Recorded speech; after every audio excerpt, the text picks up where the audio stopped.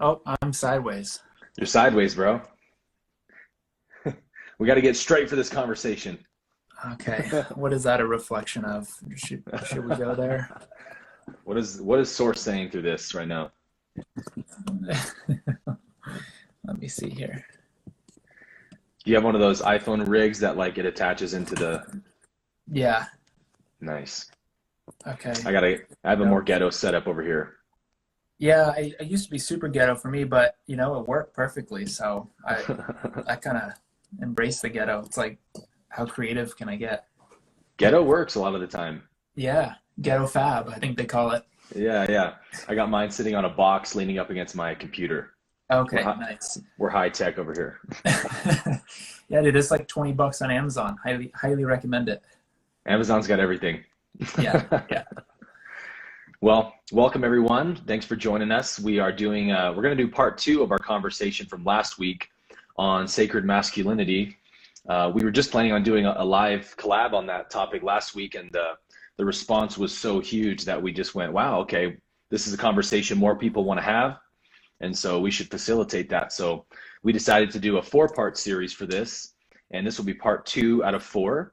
And so today we thought what would be probably a most relevant to talk about in this conversation of sacred masculinity, which is such a needed conversation right now, is the wounded masculine, because that's really where this comes into play for most of us.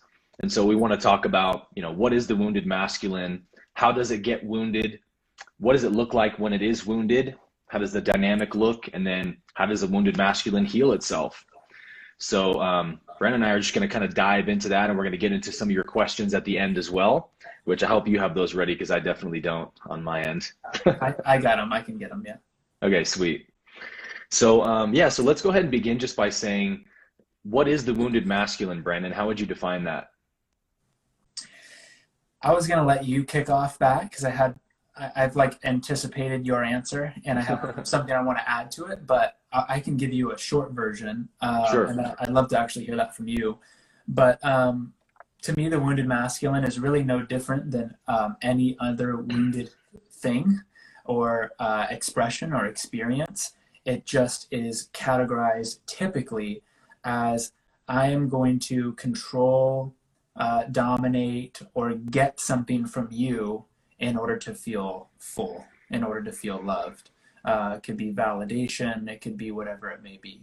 So that's the short, but I'd love to hear from you. Yeah. Yeah, I would agree with that. The wounded masculine. So I guess what we mean when we say masculine is not necessarily men, Yeah. but masculine as an energy or as a polarity. If we have feminine, masculine. And so mostly being an issue with men, although women can have a wounded masculine just as much as a man can. The wounded masculine is, from my experience, because I am a man who has experience having my masculine side wounded through intimate relationships and things like that. What I've found is that there's kind of 2 basic ways wounded masculine shows up, and I would say that the first big one for me is that if the masculine gets wounded by the feminine, usually in an intimate romantic relationship, typically your first love or something like that, if the masculine gets wounded by the feminine, it will then seek to dominate the feminine rather than to give power for. So it becomes power over the feminine versus power for the feminine. And so that's the typical player, playboy archetype, telling women what they want to hear so that they'll sleep with you, because the masculine then, in needing to fulfill that wound, is going to conquer and dominate the feminine as a means of healing that wound in its mind. That's kind of the unconscious belief, right? If I conquer the feminine, then my feminine wound will be healed. And so the wounded masculine kind of goes on this never-ending quest, this search for lust to be satisfied, which it never can be. It just gets more and more distorted over time. And then the second way that the wounded masculine shows up is like the disempowered masculine. And this is kind of just another face of the first one we've mentioned, because an insecure guy who's afraid to be around women or talk to women can't express himself towards the feminine. Typically it's because secretly he wishes he could be like the playboy and the ladies man and have the power over, but he doesn't feel worthy of that. He doesn't feel cool enough, good enough, attractive enough, whatever. So then he feels insecure and he's not able to be his authentic self with the feminine. And so that's a distortion that's really coming from the same root. Because if you are genuinely in your healed, empowered, sacred masculinity, you have no desire to have power over the feminine or power over anyone. You want to have power for. So if you want to have power for, then it's not about you anymore. So you're not thinking about yourself and how do I look and what am I going to get out of this? It's just it's a selfless act of service to empower the feminine. And so you always know when the masculine is wounded because it will show up as one of those two ways, because those are the two ways that power for will manifest, or sorry, power over will manifest. And you know that it's the absence of being a truly healed and being in your sacred masculinity, because that would only be a power for the feminine. Yeah, that's really good. So I think one of the greatest figures of humanity that represents like the absolute wounded masculine would be Genghis Khan. The ultimate conqueror. I'm going to kill everyone and I'm going to rape and pillage. And that gives me this false sense of power. That looks like in corporations, I need to gain from you. The point of this is not to serve you, it's to get money. So often manipulation around money is another way that could form. I'm here to get this from you, and I'm willing to say or do whatever it is to get something. And so, like you said, Aaron, it's really about a conversation with power. And it's almost like the feminine and masculine, the wounded aspects, are different expressions of misinterpreted definitions of power. And for the man, you know, the seeking of power is actually what creates powerlessness. And so when they go, man, I'm getting all these things, I'm getting all this attention and validation and sex and money and conquering, which can happen with a woman. They go, I now still feel that emptiness. So now I feel even more powerless. Now I got to go get more. And the cycle continues and continues. It's like an itch that can't be scratched. Exactly. And that's why the feminine can be so, healed, or just the energy or our translation of feminine energy to the wounded masculine can actually be really scary, because they go, I'm now going to have to feel completely powerless in your presence. And I believe that means I'm weak, small, or I'm going to be controlled or dominated or manipulated by you, because really I've been doing that to others. And so often this comes from, it can come from relationships. I mean, technically, where does it come from? Probably the Big Bang, some little wrinkle that just cause and effect, you know what I mean? But in this lifetime, we go, okay, any parent or figure in your life that you've experienced being controlled by, if that was your experience, then this fear of being controlled or overpowered manifests. And then you go, well, the way for me to not be controlled or overpowered is to be the one doing the controlling. It's a paradox, because it just keeps you in powerlessness. So it's really about realizing you never were controlled by anyone. And we'll talk about the healing process soon. I never was actually controlled or dominated by anyone. It was all me.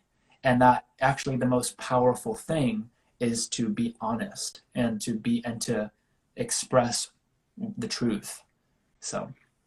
Yeah, no, that's a great point you make about how the masculine can be wounded through childhood as well. If you have parents who are very dominating, controlling, and taking your free rights away or making you feel a sense of powerlessness. Yeah, 'cause that was my story. Was it? Oh yeah, my brother was addicted to every drug in the book for 7 years, and he's 8 years older than me. Oh wow! And my parents totally took that on. Like, what did we do wrong? Like we failed him. We are not. Yeah. I'm a twin. I don't know if you know that. I'm a twin. Oh wow! I didn't know that. Yeah, fraternal, and we are literally yin and yang, like living opposite lives, and we're really close. It's great. So wow. So my parents go, we are not making the same mistake with the twins. and we are going to do the discipline, the rules, the watching, the controlling. So like that actually created a rebellious side, which I would consider the wounded masculine, that goes, the only way that I can now feel in control is by controlling others. Yes. Yeah. So that's another good point, is that the power over the feminine doesn't just play out in sexuality, but it can play out in a lot of other ways. So if a wounded masculine goes into a romantic relationship or a partnership, that power over the feminine will look like narcissism, control, the kind of man who doesn't allow his girlfriend to dress a certain way, talk to certain people, delete that friend, don't like that picture, very controlling and manipulative. That's another way of the masculine trying to gain the power that it feels like it lost by being wounded, in whatever way it was wounded, right? It's an innocent inner child seeking for salvation from that pain that it feels. So really the only way for the masculine to heal is that it has to embrace its femininity, its divine feminine, which is the ability to open up, right? The ability to open the heart, to be transparent. And that's something that the wounded masculine will very much always shy away from showing any sign of emotion, any transparency at all, because in their mind, anything associated with the feminine is seen as weakness, right? Being vulnerable is weakness, when in actuality, it's the opposite, right? A truly strong person has nothing to fear, so they're able to open up. And really the being closed off is actually a sign of weakness. But the wounded masculine has distorted what power means so much that it really believes that it's the opposite of what it actually is. Yeah, and I just want to highlight the reason, at least from my experience, that a wounded masculine, man or woman, but this more often I feel happens in men, will hold on to all of the behaviors and patterns that they believe give them a sense of control and power, is because they think if they let them go, they're going to lose the power. They're going to lose something. So they think that the Sabbath, because this is just going to push away every relationship. You're just gonna want to control and dominate, and then they're gonna rebel, and then you're gonna call them too emotional and be like, "What's your problem?" and blame them, and it's just gonna create these cycles. So because you actually think, and this is a totally innocent thought, that you are getting something out of the controlling, that it is giving you something that you lack, safety, security, power, love, significance, then you'll say, well, it feels like death for me to let the feminine in, because all of those things that feel like they're who I am, the safety, the security, the love, I'm gonna lose, and that feels like my heart being ripped out. It's only when you realize that it's not creating those things. It's creating the opposite. It's an illusion. It's creating powerlessness, insecurity, and separation. And then when you realize that there's nothing to lose, only something to gain, then you'll surrender to really love, like the penetrating love of the feminine. That's like, hey, express that, feel that, love that. That's okay. Yeah. So really, like what we have to make sure that we're clear on is that both polarities are equally necessary for a healthy relationship, for a healthy spiritual balance. The whole universe is an interplay of two oppositely polarized energies, positive, negative. And so that those two energies show up as the masculine, feminine for us. And it doesn't matter if you're gay, straight, male, female, you need an equal balance of both polarities, because the masculine, we could say, is the outpouring. We talked about this in our conversation last week. It's the nature of the masculine is to want to adore and love the feminine and support her, and like Romeo and Juliet, like serenading her on the balcony, right? Singing her praises. The nature of wisdom is to want to understand love. And the nature of love is to want to be adored and to be seen, right? So the feminine is that which opens its heart to take in the masculine. The masculine is that penetrating force that goes into the feminine. So like in any relationship, in my romantic relationship, when I'm in my masculine is when I'm adoring her. When I'm in my feminine is when I'm letting her adore me.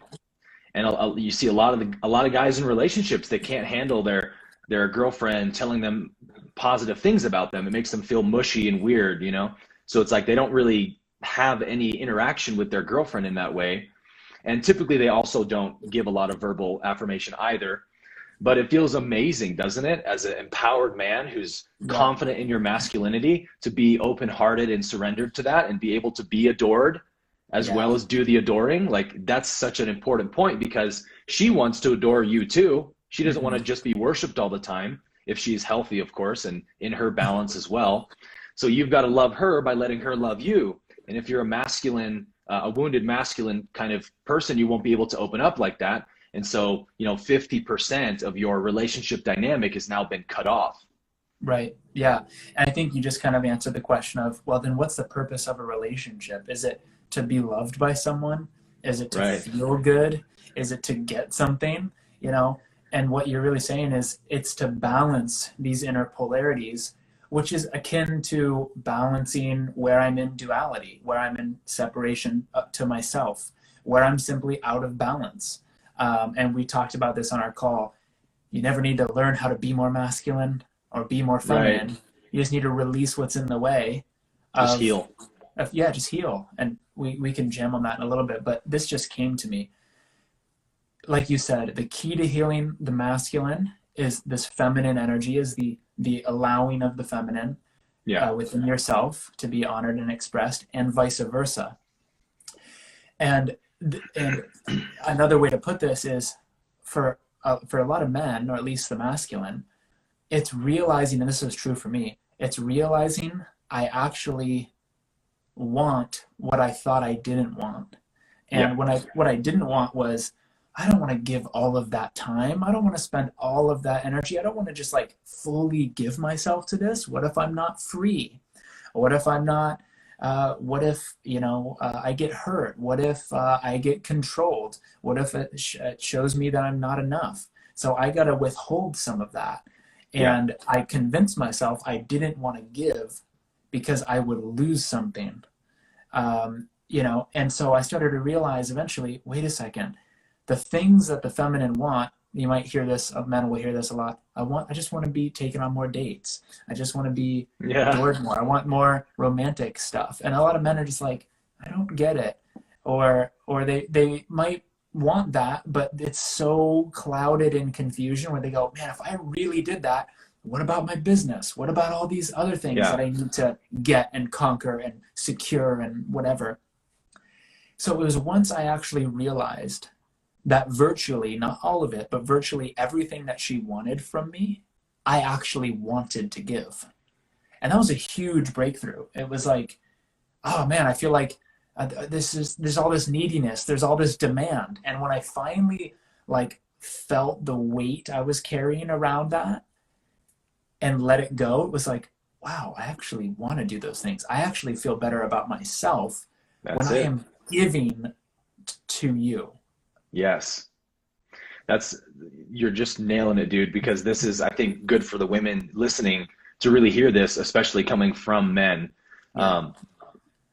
Whenever there's a loyalty issue in relationship or an abuse issue, like a narcissistic boyfriend is typically what women deal with. It never has anything to do with the woman. It is the issues that show up in relationships with the wounded masculine is solely because of his denial of his feminine. That's all it is. This is why we see the men that just can't stop their wandering eyes. They can't stay loyal or faithful. They can't stop DMing girls behind your back. We see like Jay-Z cheated on Beyonce and we all go, what? Like, what are you doing, dude? Like cheating on way Jesus. Out of your league. Yeah, exactly. Like you cheated on, you're with Queen Bee herself and you cheated on her. It's like, that's because it has nothing to do with her. He's a wounded masculine, which means he will insatiably seek to conquer the feminine. And as most people said this, the woman that he cheated on her with was nowhere near as attractive as Beyonce. It's like, yes, because it doesn't have to do with the women being involved. He's denying his feminine, so he has to conquer the feminine. And that urge will always be there until he heals it. So a woman should never blame herself for being cheated on, for being lied to, for being abused, gaslit. Those are all issues of a man denying his femininity. And in talking about how does the masculine heal that, this is it, right? You have to balance your femininity again. You have to reclaim it again. And that typically looks like doing things like we've mentioned, which is in an intimate partnership with someone, you have to start working on opening up. You can't stay closed off anymore. You have to be willing to show emotions. You have to be willing to be intimate and go deep with your partner. And, you know, I've worked with men in this position where it's like they're so afraid of connection because there's such a deep wound in their feminine that it's just so triggering to be vulnerable with a woman like that. They feel so weak. They feel strong when there's a wall, right? When there's separation, and they can maintain the guise of strength. So the masculine actually won't ever be healed until it sees that that's all weakness. And that's what gets the masculine to go, oh shit, I don't want anything to do with that, right? Because the nature of the masculine is to be strong, to be supportive, to be powerful. So the masculine has to start associating its behavior of power over the feminine as weakness and insecurity. And when it sees that, that's how it begins to heal. Yeah, that's exactly it. It's like, I think Byron Katie says, you have to be willing to be wrong in order to have peace. And so many times it's like, I'm being, you know, strong, but I'm absolutely not in peace. So it really just comes a matter of efficiency. Right. Are you actually creating what it is your ego mind tells you you need to do to create?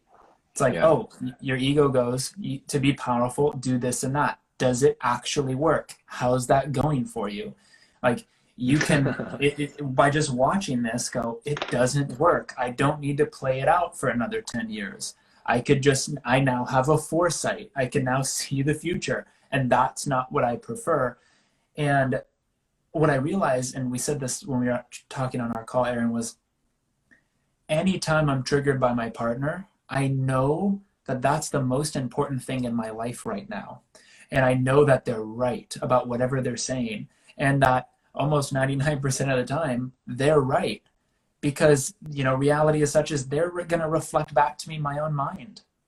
And so when we really realize it's like the best guru in my life is the one that is around me the most, because they're going to be, it's like following a mirror.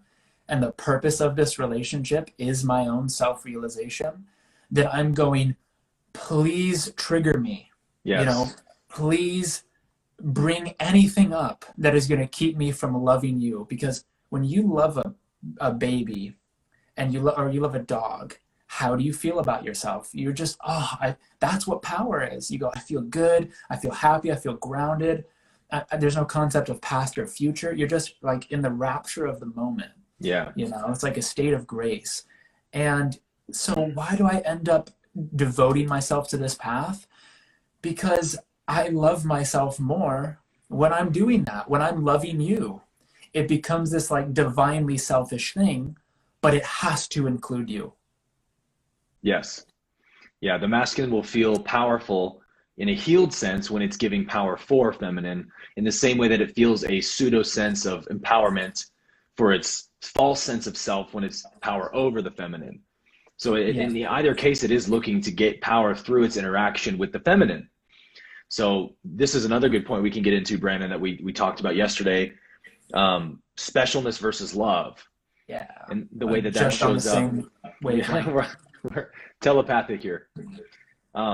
So we talked about how the wounded feminine becomes a perfect match for the wounded masculine, because the wounded feminine wants so badly to be adored by the masculine, to be seen, to be recognized, to be loved and cherished, right?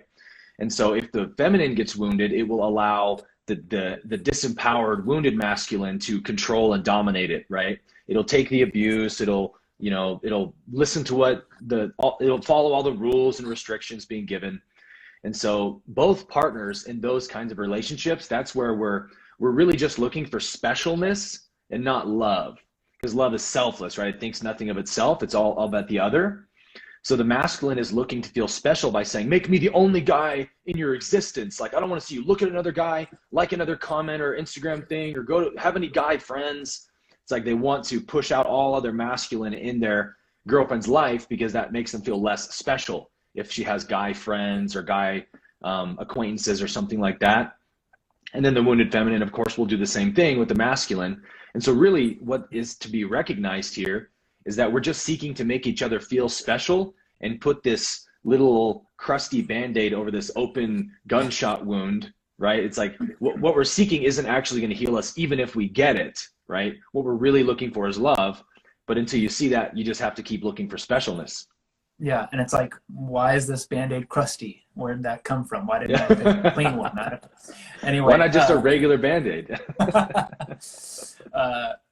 So this is bringing me to like this polarity here. Is like I said, that men realize they actually want what they think they don't want, and women, or the feminine, actually realize they don't want what they want.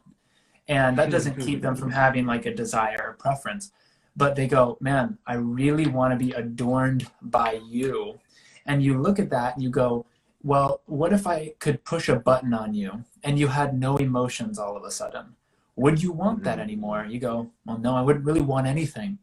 So I go, do you want to be adorned, or do you want the sensation that the adoring brings? And it's the sensation. So to believe, and this is usually how the specialness is created, right? Like, if I get this guy, like this, super wealthy or smart or powerful, and this could be in reverse too, guy or girl, to like me, then I'm finally going to feel loved or enough. I must be so special.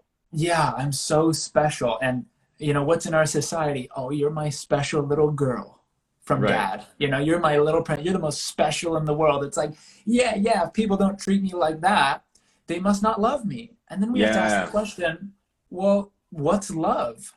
And realize that most of us don't know. We've just had these expectations of what we think it looks like, and we're actually here to learn about what it looks like. So the feminine ends up going, man, do I want you to adorn me, or do I want to feel love? And when they feel like I want to feel love, they may not as much, and this can go for men too, attempt to give with an expectation to get. And they might just give with no expectation and really give to themselves and give themselves the love and go, with or without you, I'm worthy. And that's like a reconnection to power for women, men through vulnerability, and women through, self-love, and really coming back to their power of, I don't need you to make me feel special in order to know I'm enough. Yeah. So really the distinction here, if we just had to oversimplify it, would be like, to be in your feminine is being loved or being adored, being seen. Being in your masculine is doing the loving, doing the supporting, doing the adoring. So like you pointed out, when the feminine is wounded, it's because the feminine wants to be loved so badly. It's what it lives for, right? It is love. It wants to experience love. It wants to experience itself. So it will accept that love from any masculine in any form it comes, because it's so desperate for it. So really the healing for the feminine is, I need to love myself. I need to give myself the love that I've been seeking outside of me. Because like you said, see that as innocent. Yeah. You said she has to realize that she doesn't want what she thinks she wanted. What is that? That is, she doesn't want any old love that someone wants to give. Now, she doesn't actually want any old love. She's looking for a certain kind of love, healed, balanced, unconditional love, real love. So when a woman, the feminine rather, gives herself that love first, then she's no longer going to accept it from the wounded masculine. So she's no longer a match to that. In the same sense, how does the wounded masculine heal? It has to allow itself to feel again. It has to be intimate with itself. It has to open up to itself, to its own feelings, to its own emotional world. Feel its pain, feel its insecurities, and be okay with that, and not run away from it like, oh, it's weakness. I can't look at that. Look away, look away. Because that's actually, like you also pointed out, that is the weakness, the inability to look at the emotion, the inability to open up. So that's how the two polarities have to heal themselves and balance themselves. Yeah.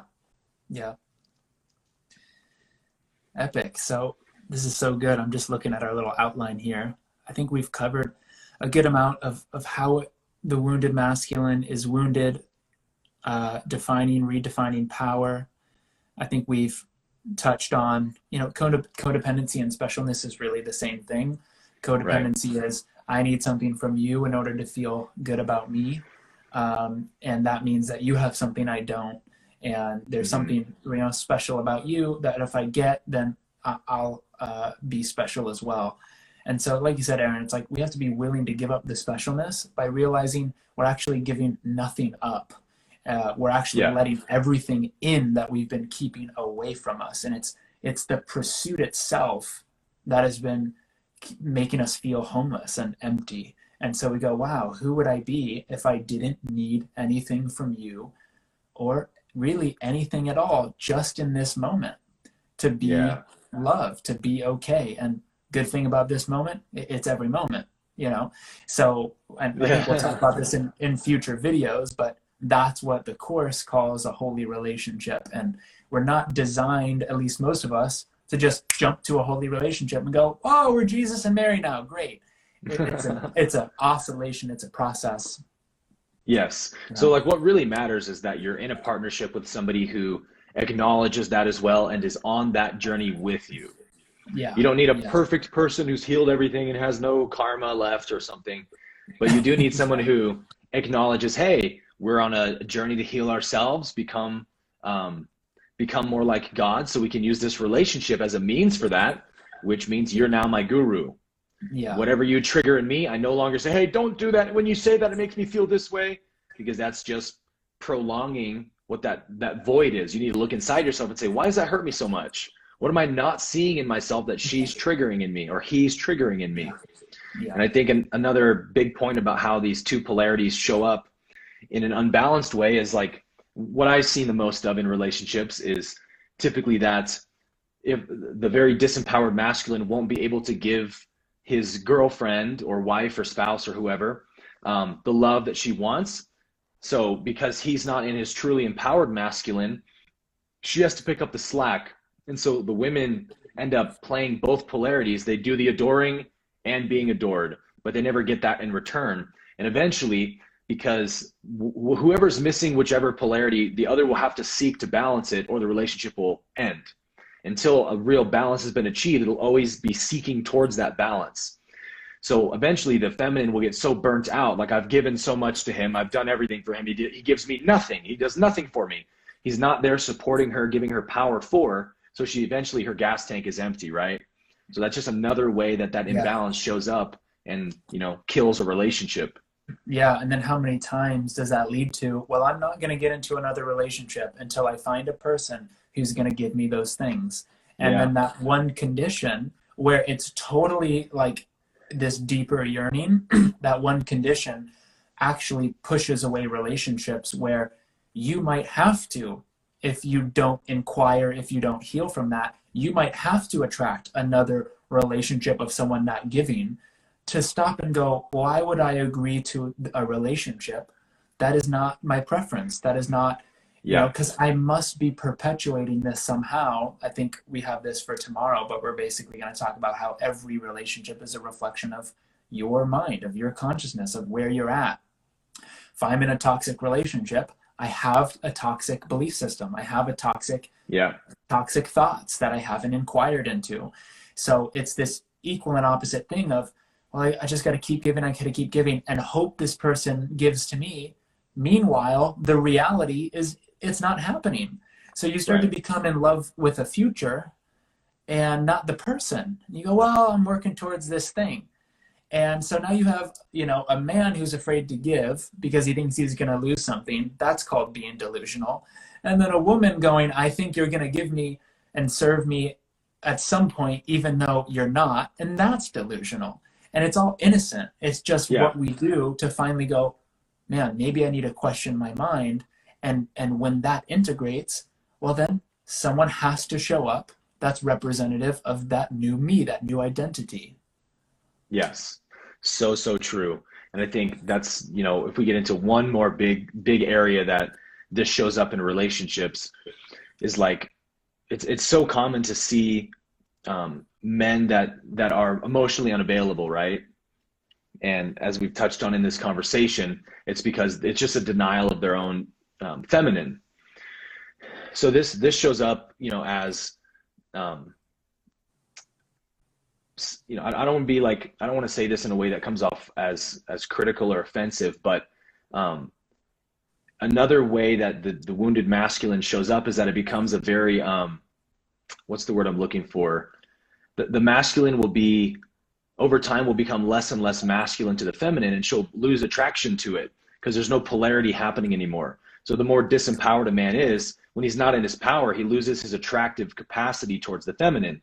He's weak, he's unavailable, he has no motivation, right? Like, he doesn't want to do anything. He just plays video games, smokes weed, hangs out with his buddies, works on his car. You know, you've heard those things before. It's like, I want to see you conquering life. I want to see you getting out in the world and being in your power. And that's what the feminine's most attracted to in the masculine. And so it just becomes this very disempowered masculine, to the point where both polarities lose their charge when one is unavailable for long enough. So, I mean, really, like, the consequences in so many ways we've touched on today, they're almost endless, right? They can show up in so many ways, and none of them are fun to experience. Yeah. And this is why it's so important for men, or the masculine, and really, I'd say for all humans, but just to zoom in, to be in your passion. Like, no one ever said, I have the best relationship in the world, but I hate my job, in which I spend 50% of my life at. But I have the best, and if it is the best relationship in the world, then their world is this small, and they don't know what it could be like. So it's like, if I'm living in my passion, you know, as fully as I can, like you are, Aaron, like a lot of people nowadays are realizing, wait, it's kind of our natural state to be sharing and serving people in the way that is most inspiring and passionate to us. Then I am passion. That's what I become. And therefore that's what I extend. You know, like some of the times, Ashley and I might, you know, we live together here in Austin, maybe 80% of the day we're not together, but I'm really, at least the most I've been in my life, really in my passion. So when I come to her, I can't not extend passion. I'm grabbing her, I'm kissing her, I'm going, I love you, because that's how I feel about life, you know? So there's an automatic kind of polarity. This is why we go, you don't need to try to create the polarity. Like, don't force yourself into doing it masculine, because the feminine will snuff that out. That's the world of feeling and intuition. It's like, you're just trying to do this to create polarity. That doesn't create polarity.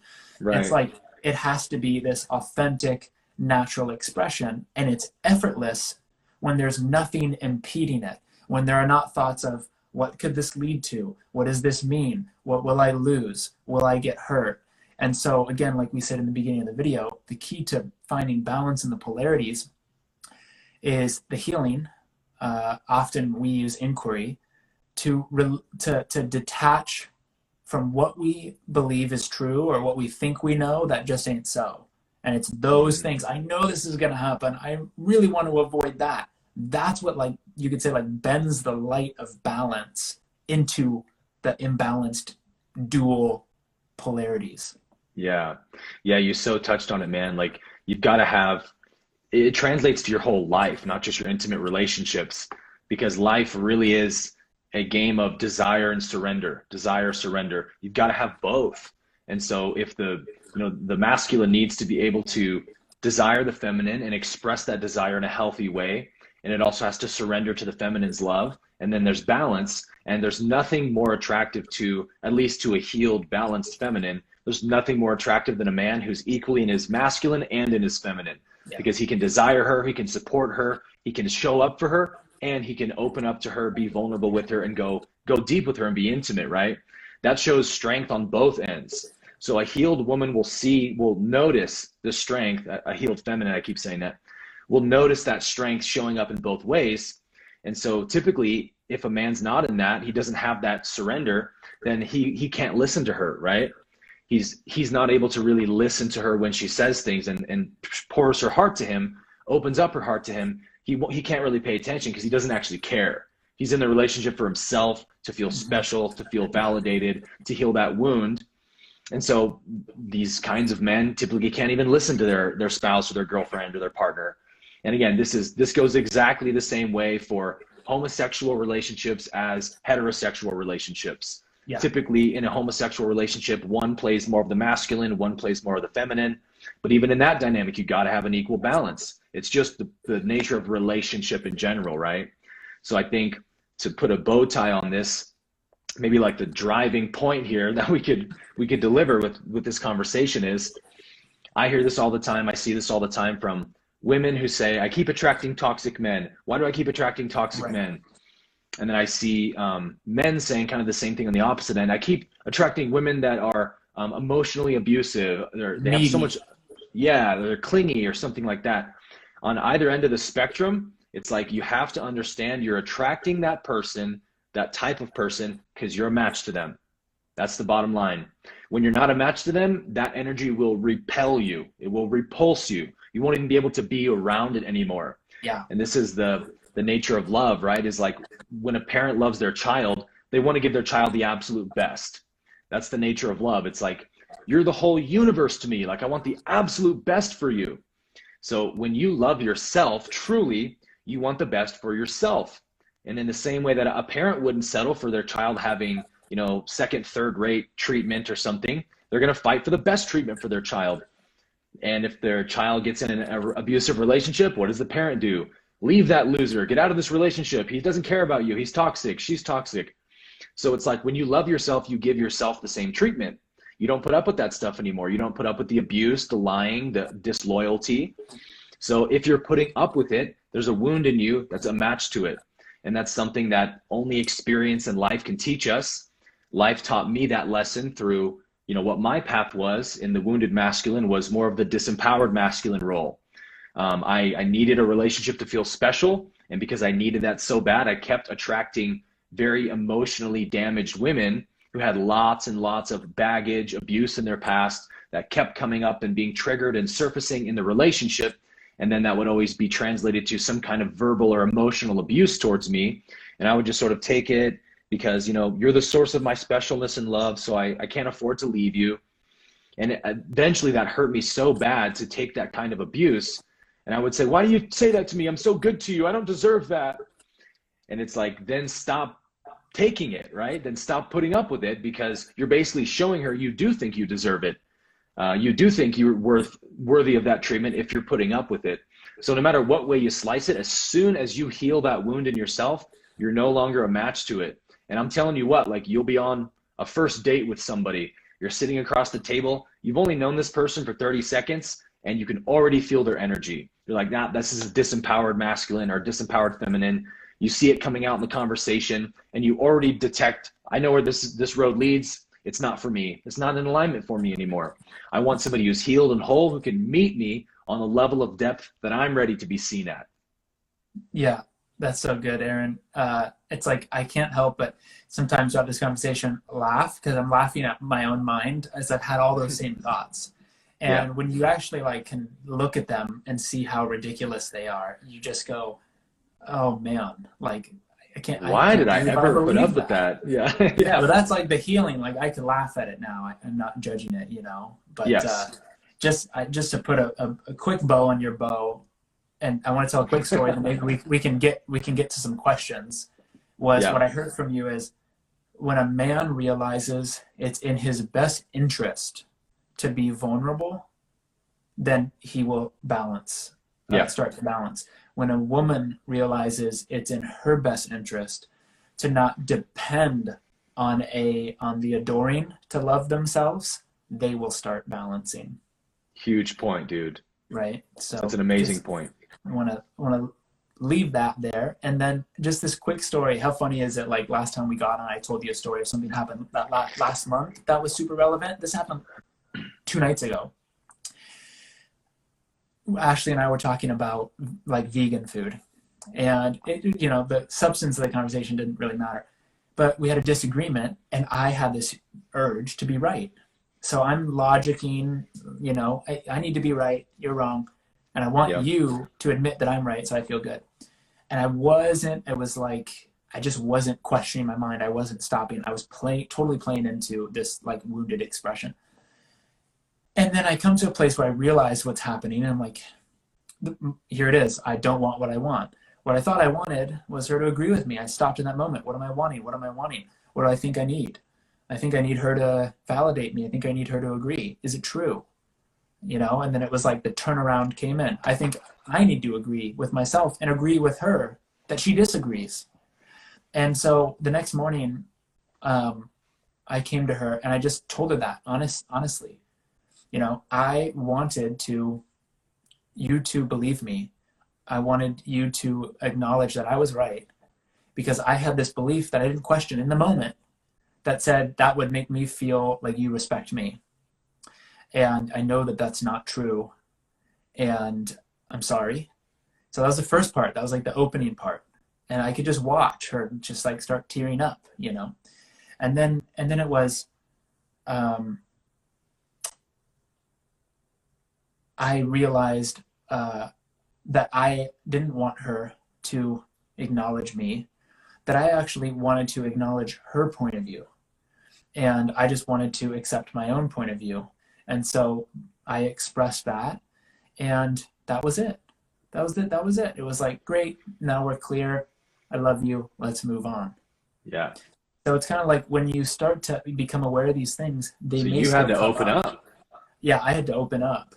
And really, I think we said this on our call, be honest. Like, that's it. That's really for both sides.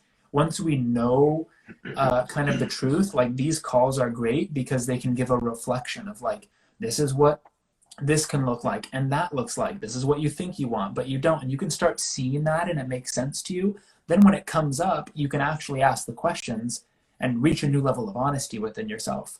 So that's really all I was doing, was going, I'm being as honest as I can to realize I don't need from you what I think I need. And this is what I did. This is exactly why I did it. And I understand that now. And that understanding is the same as forgiveness. So it's like right in that moment, there was release for me. She's my reflection. There's a release for her. How to help someone in a relationship move through things, you move through them. It's really hard for someone to hold on to a lot of fear and projection and judgment when you're not, and when you're just loving them. So with no insistence that she needed to change, I just, hey, this is it. And then it happened. But I, at that moment, didn't necessarily care if it happened for her or not, because I know it's not in my control. I know her process is perfect, but I had to get radically honest with myself to even let that happen and realize that is my salvation, not anything to do with my partner. Yes. Yeah, I think what your story shows, man, is how really it all comes down to being able to see what is strength and what is weakness. And when you get that, I mean, whatever you think is strength is what you'll pursue. So as soon as you see that strength is opening up, vulnerability is strength, then all of a sudden you want to be vulnerable and open up. When you see that being honest and telling the truth, or apologizing and admitting that maybe you got a little bit too upset, or you're out of balance, and you can say, hey, I just needed you to know I'm sorry for that. When you see that that's a sign of strength, that it takes strength to acknowledge that, again, you want to do that. It becomes to your own best interest to do it. And so I always use the analogy of like boxing. The wounded masculine, it's the guise of being strong, when really inside there's this weak, damaged, hurt little inner child, this little boy who wants to be the Prince Charming, who wants to adore the feminine, but feels too afraid to. And so it's covering that scared inner child up with a wall of facades, right? Yeah. So in the boxing analogy, the wounded masculine is like, I'm throwing jab, punch, cross, hook. And it thinks it's strong, right? But then the second someone goes, pop, it goes, it's like, oh, are you a tough guy now? Like the masculine can't handle getting punched. It can't open up. It can't take a hit. That's funny. It's not vulnerable enough for that. So we see, is it true strength to get punched and cry and whine? No, that's weakness, right? What does a strong boxer do? A strong boxer can take those hits, baby. Right. He's going to take them all day. We go, damn, that's a good boxer right there. He can roll with the punches. What kind of boxer wants to quit after the first jab they take? Right. It's like once you see that, oh, that's actually weakness, you go, ooh, gross. I don't want to do that anymore. Yeah. So you got to be able to see it first. Yeah. And it's like masculine finally realizes, oh, I'm just punching myself anyway. So now I could laugh at that. I'm just, yeah. So I have some questions here. Aaron, you want to dive into the questions? Yeah, let's do some questions. So I think we kind of addressed this first one. I keep attracting a wounded man, and seeing Yeah, I keep attracting a wounded man. I feel like we addressed that one. Is there anything else you want to share on that? Why do I keep attracting a wounded man? Yeah, I would just say to that questioner, a question to ask yourself and sit with is, why do I want to settle for that kind of man? You know, just sit with that question for a while. Why am I willing to settle for that kind of treatment? It's like, Yeah. well, I'm not. It's like, well, then you wouldn't be attracting them anymore, right? Right. If they're showing up in your life in any way other than you meet them on a first date, oh, that's the kind of energy I'm not looking for. Bye bye. If you're not saying goodbye to that energy immediately when you see it, then you're still a match to it, right? So just then ask yourself, okay, so why do I want that? Some answers to you, I think.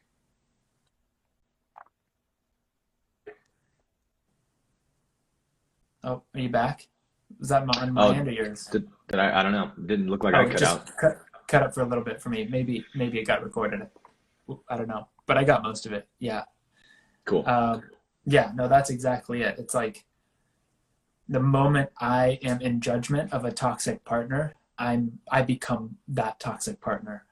Right. You know, so it's like I can observe it, but if I'm in pure observing, I probably wouldn't be asking the question. I would just go, that's toxic, not my preference, goodbye. Yeah. And I wouldn't feel guilty. I would just say very clearly, why are you leaving? That thing I am repelled by. It's not wrong or bad. I just move away from it. It's just not a match. I'm not attracted to it. It's not compatible. So I'm leaving.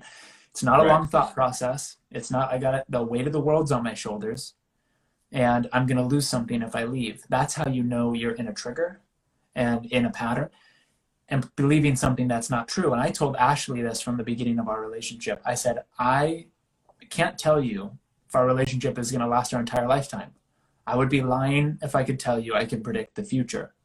But what I do know is that I will never leave any situation if I'm absolutely triggered, unless of course someone's pointing a gun to my head and being like, I'm going to kill you, you need to run. I'd probably run. But outside of that, I know that I'm not seeing clearly if I'm suffering, if I'm upset, if I'm in fear. So it's like, I don't know anything about myself or this relationship right now if I'm confused. So why is this here? To get clarity. So let me use it that way, and then a decision will make itself. I never need to make decisions. They're obvious. They're right there, right now. But if I can't see it, then I have the weight. And I spent, Aaron, you and I both talked about this. I spent 6 months in my last relationship holding that weight. What should I do? What's the right way? What's the wrong way? And man, it's painful. Yeah, it is, but it's such a great learning experience. Yeah. You grow so much from it when you look for the lessons in it. Yeah. And so I think that's why it's all valid. There's nothing wrong with any of the energies. It's just a spectrum of evolution. Some people are here, some people are there, and we've all been in all the spots, right? That's the nature of evolution. So it's like if you are attracting toxic people still, that's a good thing in the sense that it's giving you plenty of opportunity to interact with that energy and experience it and make a very conscious decision.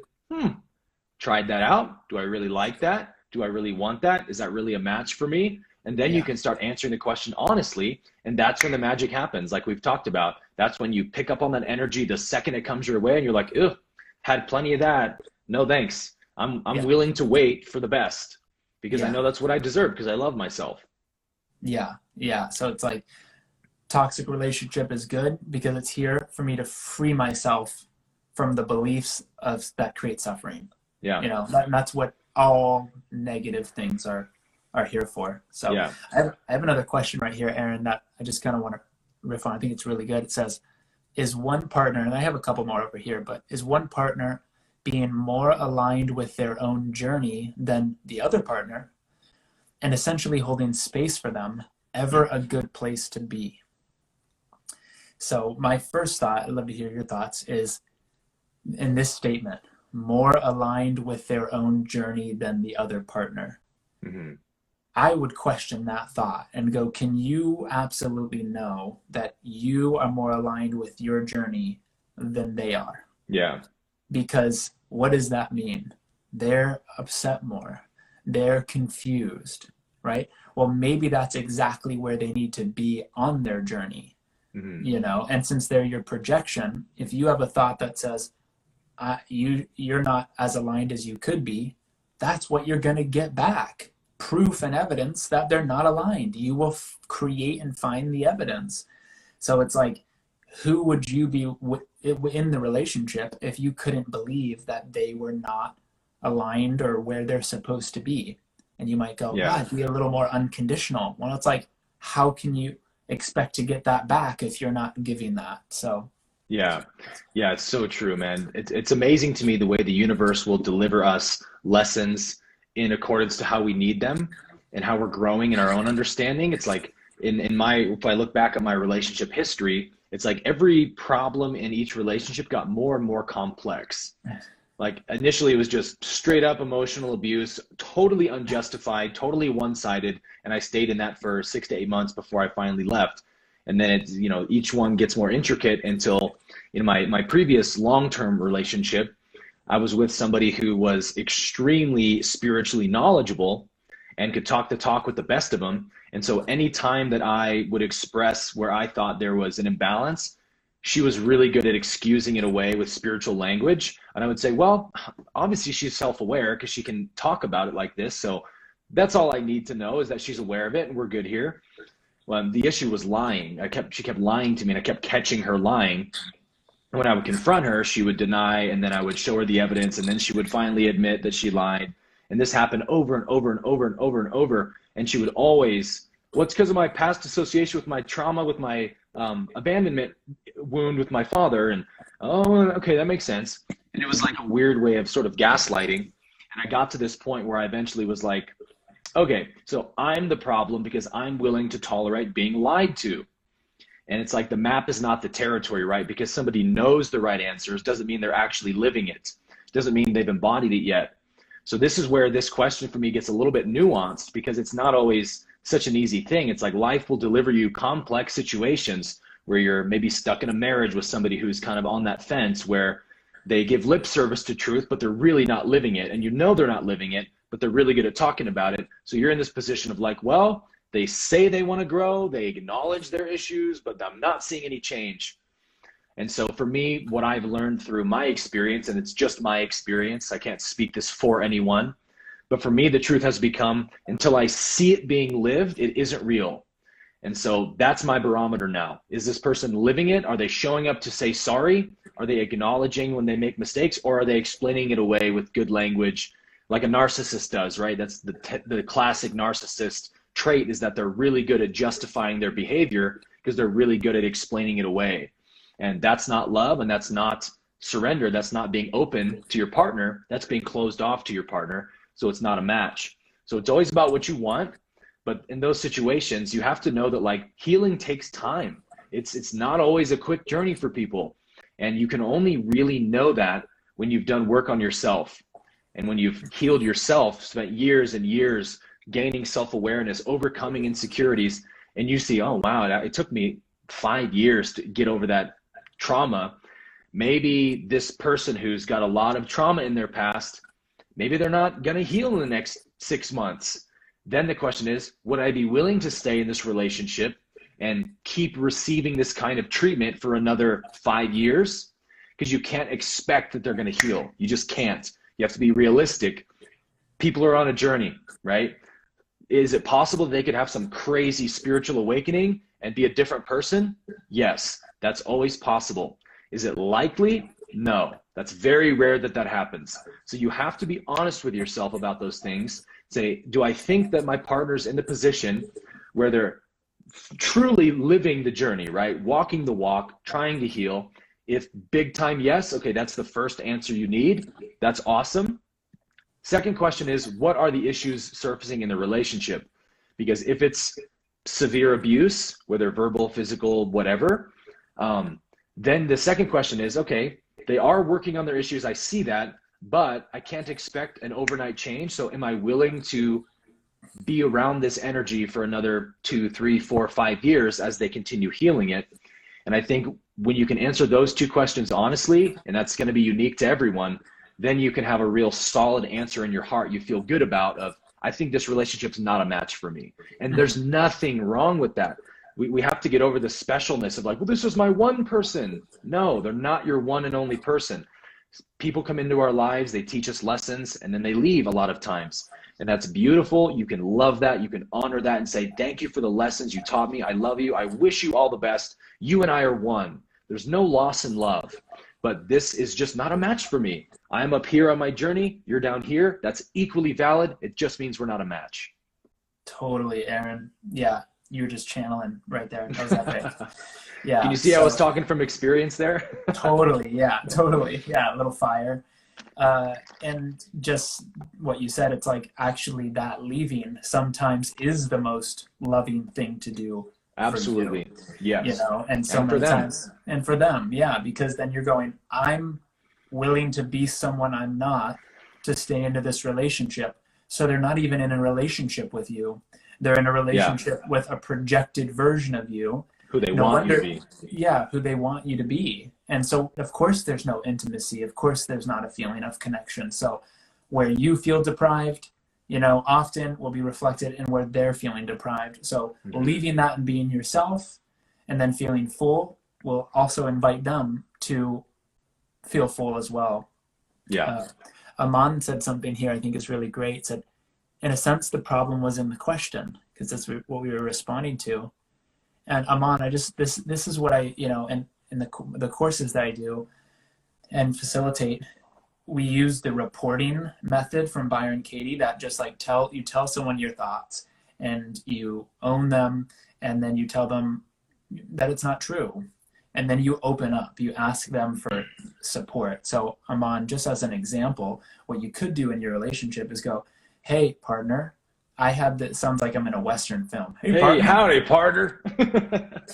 So it's like, hey, partner, hey, girlfriend, boyfriend, I had this thought that you're not where you should be and you're not aligned in your journey. I realize it's not true, because how could you know they need to be somewhere they're not? Right. They can't be. This is where they're supposed to be, because that's where they should be. Yeah. So you go, I realize it's not true. But before I realized that, when I believed that thought that you're not where you're supposed to be, I would act a certain way towards you. And then you name what you would do. I would think this of you. I would pull away. I would want you to change. And that didn't feel good. And I'm sorry. There's the acknowledgement. Yeah. There's the responsibility. The last part is, now how can I be a more open and loving partner for you? And the openness is just a demonstration, essentially, in frequency to go, if I want more openness in my relationship, I have to be it. Because I can't control this person's openness. They can't be more open than they are. Yeah. So I got to be open if I want to invite something else. So that would be one example of how you can use that whole experience to actually create more intimacy. And then you'll realize maybe they had to not be on their path, or maybe I had to not think they're on their path to realize they're on my path, which brings me right back to knowing that I'm on my path of healing, because now I feel more loving. Now I feel more connected. Man, thank God they did all those things. And that's when you collapse the polarity. You don't go, man, I want to avoid and resist all their patterns. You go, now I could look forward to them, because they're just going to bring me back to this knowing. Yeah. Yeah. The wounded always will say, give me what I'm not giving myself, to their partner. Right. And if the partner still remains cold as an iceberg, it just doesn't matter. You know, it's like, it's not your business. You can't control it. All I know is love joins. It's like, if my partner was absolutely cold, I would go, where have I been absolutely cold with them or myself? And I would connect with that and go, I know that I've only done that from innocence, so I can love that part of me. That's all I could really do in their presence. And if that's what I'm doing and I'm loving them and they're still pulling away, all right, if that continues, then I might realize that's not what I prefer, and I might move away from that. So that's what another big thing I've learned in my relationships is I'm always okay to be on a journey with someone who is very wounded and healing, as long as they're in the place where they cannot take out their pain on me, make me the object to receive their pain.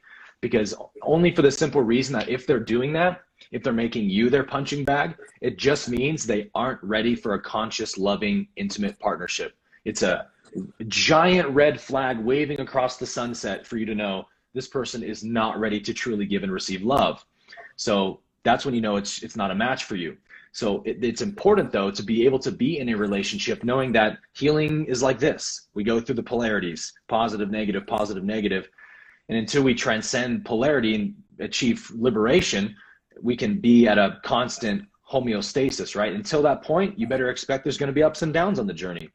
So it's like, can I hold space for my partner? Can I love that part of them that's suffering in pain, working through a wound? You know, can I show up for them like that? Because that's the nature of love too. I don't want to just leave every partnership as soon as a relationship, an issue surfaces, because that's not how evolution works, right? There will be issues. And unless you're completely enlightened, you should hope that you get triggered so you can see some of your stuff. So it's like, you got to give your partner the same patience you would give to yourself. Yeah. But if it is an issue like abuse or some big red flag issue that shows this person's just not at the place where they can sustain love yet, that's when you know, okay, this isn't going to be a match. Yep, that's exactly it. So what do you say on time, Aaron? I think we're a little over an hour. Do you want to answer one more question? Was that the 3 questions we had picked out? Well, I think we talked about parent. One of the questions was how do parents influence. We totally covered that. The other one, there is one that I wrote down about gaslighting. That might be a good one to go into. And then there's been some live here in the chat as well. Let's close on that one for sure. That's important. Gaslighting? Okay. Yeah. Cool. I'll say a couple words on that.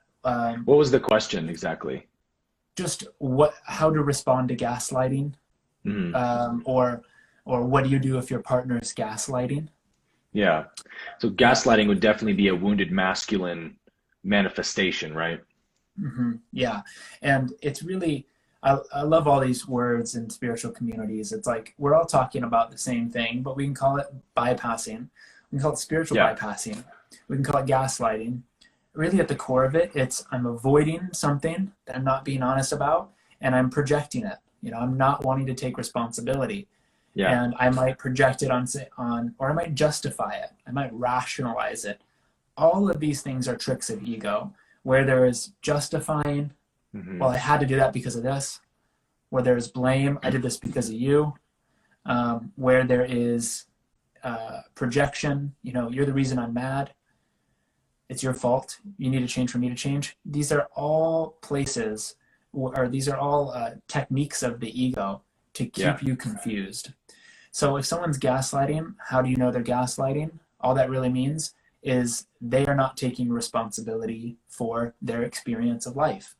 They're avoiding being honest. One of the best ways in my experience to invite honesty is, number one, to be honest yourself. That's number one. Always. And number two, and this could seem really challenging, is to accept their dishonesty and love them anyway, and realize that that can only hurt or harm you if you buy into it. Because how often do we have the intuition where we go, this feels fishy. You know, I don't know about this. This doesn't add up. They're just kind of dodging around, just like you said, Aaron, in your story. And we're actually upset at ourselves not being honest with ourselves. Yeah. Thinking we're upset at someone avoiding or not taking responsibility. So again, in short, I would say all you can possibly do is see where you may be gaslighting. If you are, great. You take responsibility, you bring it into inquiry, you heal from that. And if you're not, well, then that's just a clear, like Aaron said, moment to determine if this is what you want, if this is what you prefer or not. Yeah. Yeah. Whatever we do to ourselves will trigger us when others do it to us. So if we lie to ourselves, like you said, someone lying to us will trigger us. Yeah. And so, you know, the big point with gaslighting is obviously that love never invalidates the other's perspective, no matter how distorted it might be, because whatever their perspective is true, right? Otherwise they wouldn't believe it. It's true from their perspective, from the point of view in the universe that they're sitting in and looking at reality. That's true. And so in that sense, all points of view about the universe are equally valid because they're all based on points of view.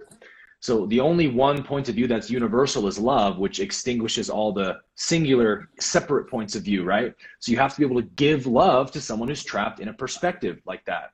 So love will never say, like the basic premise of gaslighting is, you didn't just see what you just saw. You didn't just feel what you just felt. You didn't just hear what you just heard. That's gaslighting. So that's the inability to open up to your partner's perspective. It's a closed off. The need to be right is the need to control, right? The masculine has to understand, control, dominate. So that's the need to be right. So my perspective is the only right one. And if you don't validate my perspective, you're not loving me. So then I'm going to take that out on you and invalidate your perspective. So that's kind of where gaslighting comes from in a relationship dynamic.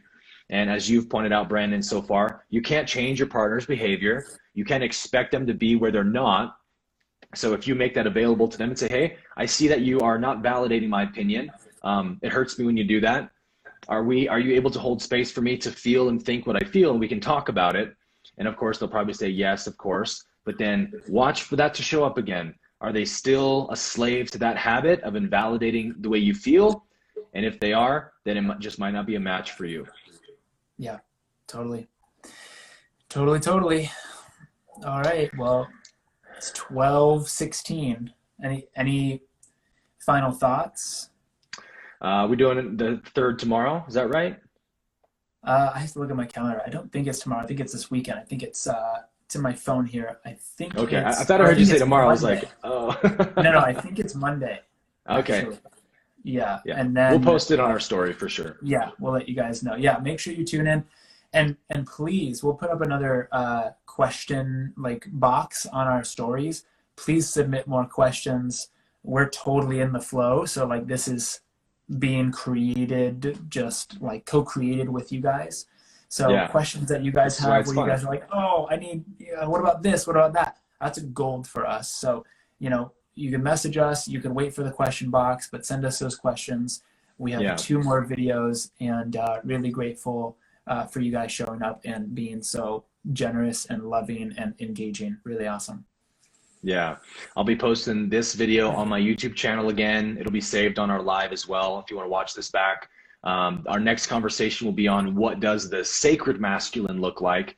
How does the sacred masculine show up in a relationship, show up in the world, show up in singleness, all of the above. So that'll be a really empowering conversation, and I'm excited to have that again with you, my brother. Thank you for showing up today. Always love hearing your perspective, and I'm looking forward to the next chat. Yeah, likewise, bro. Love you, man. Love you guys. See you next time. Appreciate you guys. See you next time.